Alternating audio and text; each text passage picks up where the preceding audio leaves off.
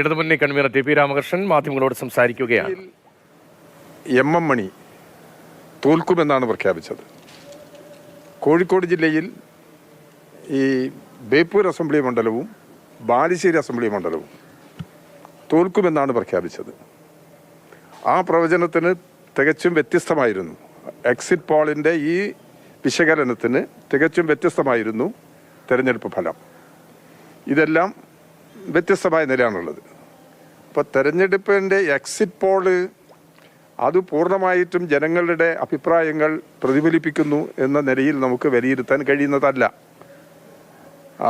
അപ്പോൾ അതുകൊണ്ട് അത്തരം സാഹചര്യങ്ങളെല്ലാം പരിശോധിച്ച് വിശകലനം ചെയ്യുമ്പോൾ ഇപ്പോൾ വന്നിട്ടുള്ള ഈ റിപ്പോർട്ട് നമുക്ക് സ്വീകരിക്കാൻ കഴിയാവുന്ന ഒരു നിലയല്ല. അത് അങ്ങനെ സംഭവിച്ചോളണമെന്നില്ല. അതാണ് പൊതുവായിട്ടുള്ള ഞാൻ പരിശോധിച്ച സമയത്ത് കണ്ടെത്തിയിട്ടുള്ള ഒരു വിശകലനം. അതാണ്. അതിനുള്ള പല കാരണങ്ങളുമുണ്ട്. ഇതിൻ്റെ വിവിധ സാമൂഹ്യ ഘടകങ്ങൾ അവർ പരിശോധിച്ചപ്പോൾ വസ്തുതാവിരുദ്ധമായ പല അഭിപ്രായങ്ങളും അവർ ഈ വിശകലനത്തിൽ ഉയർന്നു വന്നിട്ടുണ്ട്. അപ്പം അതുകൊണ്ട് ഇപ്പം എക്സിറ്റ് പോളിൻ്റെ ഭാഗമായി വന്നു ചേർന്നിട്ടുള്ള ഒരു നിലപാട് കേരളത്തിൻ്റെ യഥാർത്ഥ വിധിയുമായി ബന്ധപ്പെടുന്നതല്ല എന്നതാണ് എൻ്റെ അഭിപ്രായം. ഇക്കാര്യത്തിലൊന്നും ഒരു പ്രശ്നവും സംശയങ്ങളും വേണ്ടാലോ. 4-ാം തീയതി ഒരു ഉച്ചവരെ കാത്തിരുന്നാൽ മതിയല്ലോ. അപ്പം 4-ാം തീയതി വോട്ടെണ്ണുന്ന സമയത്ത് എന്താണ് യഥാർത്ഥ നില എന്നുള്ളത് കേരളത്തിനും ലോകത്തിനാകെയും മനസ്സിലാക്കാൻ സാധിക്കും. അതുകൊണ്ട് കാര്യത്തിൽ ഭരണവിരുദ്ധ വികാരമില്ല. ഭരണവിരുദ്ധ വികാരം എന്നത് കേരളത്തിൽ കുറച്ച് കാലമായിട്ട് നിങ്ങളാണ് പ്രധാനമായിട്ടും പ്രചരിപ്പിക്കുന്നത്. നിങ്ങൾ പേഴ്സണലല്ല, മാധ്യമങ്ങളാണ് ഭരണവിരുദ്ധ വികാരം പ്രചരിപ്പിക്കുന്നത്. പിന്നെ UDFും നേരത്തെ ഈ ലോക്കൽ ബോഡി ഇലക്ഷനിൽ ഭരണവിരുദ്ധ വികാരത്തെ സംബന്ധിച്ചവർ പറഞ്ഞെങ്കിലും അത് പ്രകടമായില്ല. പിന്നീട് നിയമസഭാ സമ്മേളനങ്ങൾ പിന്നീട് നടന്നിട്ടുണ്ട്. അപ്പം ഇതിലൊന്നും ഭരണവിരുദ്ധ വികാരം എന്ന നിലയിൽ ഒരു തരത്തിലും അവർക്ക് സ്ഥാപിച്ചെടുക്കാൻ കഴിഞ്ഞിട്ടില്ല. ഭരണവിരുദ്ധ വികാരം എന്നുള്ളതില്ല. ഭരണവിരുദ്ധ വികാരമാണെങ്കിൽ മുഖ്യമന്ത്രിക്കാണല്ലോ ഏറ്റവും കൂടുതൽ അംഗീകാരം കിട്ടിയിരിക്കുന്നത്. ഈ എക്സിറ്റ് പോളിൽ ഏറ്റവും കൂടുതൽ അംഗീകാരം കിട്ടിയിരിക്കുന്നത് കേരളത്തിൻ്റെ ഇന്നത്തെ മുഖ്യമന്ത്രി പിണറായി വിജയനാണ്. ഇനി മുഖ്യമന്ത്രി ആകാൻ ആഗ്രഹിക്കുന്ന ആളുകളുടെ പേരൊക്കെ അതിനകത്തുണ്ട്. പക്ഷേ അവർക്കെല്ലാം ലഭിച്ച അംഗീകാരത്തേക്കാൾ കൂടുതൽ അംഗീകാരം ലഭിച്ചിട്ടുള്ളത് ഇതാണ്. അപ്പം അതുകൊണ്ട് ഭരണവിരുദ്ധ വികാരം ഒരു തരത്തിലും പ്രകടമല്ല എന്നതാണ് യാഥാർത്ഥ്യം.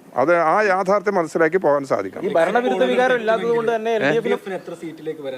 അല്ല, അത് ഞാനിപ്പോൾ പറയുന്നില്ല. ഞാൻ ജനങ്ങളുടെ വിധിയെ മാനിക്കുന്ന ഒരാളാണ്. ഇടതുപക്ഷ ജനാധിപത്യ മുന്നണിയും ഭരണ തുടർച്ച ലഭിക്കും എന്ന് തന്നെയാണ് ഞാൻ ഇപ്പോഴും പറയുന്നത്. അത് ഇത്ര സീറ്റ് അല്ലെങ്കിൽ എന്ന മണ്ഡലങ്ങൾ അത് അങ്ങനെ ഇപ്പോൾ ഒരു വിശകലനം നടത്തി പറയുന്നത് ശരിയല്ല. ഒരു ജനറലായിട്ടൊക്കെ വേണമെങ്കിൽ പറയാം. അപ്പം അതുകൊണ്ട് ഇപ്പോൾ LDFന് എത്ര സീറ്റ് കിട്ടും എന്നുള്ളത് ഞാനിപ്പോൾ പ്രവചിക്കാൻ തയ്യാറാകുന്നില്ല. നേരത്തെ തന്നെ ചില വിശകലനങ്ങൾ വന്നിട്ടുണ്ട്. അപ്പം അതുകൊണ്ട് ഇടതുപക്ഷ ജനാധിപത്യ മുന്നണിക്ക് നല്ല നിലയിൽ മുന്നേറാൻ കഴിയുമെന്ന് തന്നെയാണ് ഞാനിപ്പോഴും പ്രതീക്ഷിക്കുന്നത്. അല്ല, കണക്ക് അത് പാർട്ടിക്കകത്തുള്ളതല്ലേ. ആ പരിശോധന പാർട്ടിക്കകത്ത് മാത്രമാണ്. അത് പുറത്ത് പറയുന്ന പരിശോധനയല്ല. ആ പരിശോധനയൊക്കെ ഞങ്ങൾ മനസ്സിലുണ്ട്, നിങ്ങൾ കൂട്ടിക്കൂടി. അതുകൊണ്ട് പക്ഷെ അതങ്ങനെ നമുക്ക് പറയാൻ പറ്റുന്നതല്ല. അപ്പം അതുകൊണ്ട് ഇത്ര സീറ്റ് എന്ന് പറയുന്നത് ഒരിക്കലും CPMൻ്റെ സംസ്ഥാന സെക്രട്ടറി ഗോവിന്ദ മാഷ് പറഞ്ഞത് 90 സീറ്റിലധികം കിട്ടും. അത് അദ്ദേഹത്തിൻ്റെ ഒരു വിശകലനമാണ്. അത് അങ്ങനെ പറഞ്ഞു. പക്ഷേ ഇടതുപക്ഷ ജനാധിപത്യ മുന്നണി ഇത്ര സീറ്റ് കിട്ടും എന്നുള്ള ഒരു വിശകലനത്തിലേക്ക് എത്തിയിട്ടില്ല. അങ്ങനെ പറഞ്ഞില്ല. ഭരണവിരുദ്ധ വികാരം ഇല്ലെങ്കിലും ഒരു മാറ്റം ജനങ്ങൾ ആഗ്രഹിക്കുന്നുണ്ട് എന്നാണോ? അതായത് എല്ലാ എക്സിറ്റ് പോളിലും ഒരു മാറ്റം ഉണ്ടാവുന്ന ആ മാറ്റം എന്തിൻ്റെ അടിസ്ഥാനത്തിൽ? അതല്ലേ പ്രശ്നം. ആ മാറ്റം നിലവിലുള്ള ഭരണം മോശമാണെങ്കിൽ ഈ ഭരണത്തെ ഒന്ന് മാറ്റണം.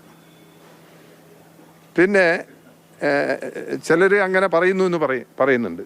ഏത് മാറ്റം വേണം എന്ന് പറയുന്നവർ എന്തിൻ്റെ അടിസ്ഥാനത്തിൽ മാറ്റം വേണം അത് അവർ പറയട്ടെ, അത് വ്യക്തമാട്ടെ. അതിപ്പോൾ ഇലക്ഷൻ കഴിഞ്ഞാലും നമുക്കത് ചർച്ച ചെയ്യേണ്ടി വരും. ഇലക്ഷൻ കഴിഞ്ഞിട്ടും ചർച്ച നടത്തിയിട്ട് അത്തരം പ്രശ്നങ്ങളിൽ ഇപ്പോൾ ഇലക്ഷന് മുമ്പ് ഇന്ന കാരണം കൊണ്ട് മാറ്റം വരണം എന്ന് ആരും ഉന്നയിക്കപ്പെട്ടിട്ടില്ല.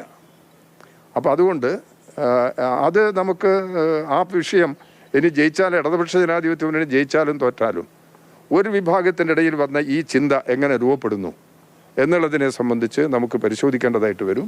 ആ പരിശോധന നടത്താം. അപ്പോൾ അഭിപ്രായങ്ങളെല്ലാം നമുക്ക് കേൾക്കാം, നിലപാടുകളിൽ അതിനനുസൃതമായിട്ടുള്ള സമീപനം സ്വീകരിക്കാം, അതെല്ലാം നമുക്ക് ചെയ്യാം. കോഴിക്കോട് ജില്ലയിൽ നിന്നുള്ളൊരു നേതാവ് കൂടിയാണല്ലോ. കോഴിക്കോട് ജില്ലയിലടക്കം വലിയ മാറ്റം ഉണ്ടാവുമെന്ന് പറയുന്നത് എക്സിറ്റ് പോൾ.